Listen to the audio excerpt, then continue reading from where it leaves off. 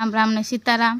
ચાલો મિત્રો આજે બનાવવાના છે આપણે વડા। મિત્રો હવે આપણે બનાવવાના છે વડા। તો તરાઈ ગયું છે, હવે બીજું નાખવાની તૈયારી છે। તેમાં હવે થોડું થોડું તેલ નાખશું આપણે। ધીમે ધીમે આપણે પેલી બાજુ ફેવરી નાખશું। ચા સાથે ખાવાની પણ મજા આવે છે। અમારા શિવબેનને ભાવે છે વડા, તો વડા કેવા લાગે કોમેન્ટમાં જણાવજો। પસંદ આવ્યા હોય તો લાઈક કરો, શેર કરો અને સબસ્ક્રાઈબ કરો। ધન્યવાદ। આવા નવા વિડીયો જોવા માટે।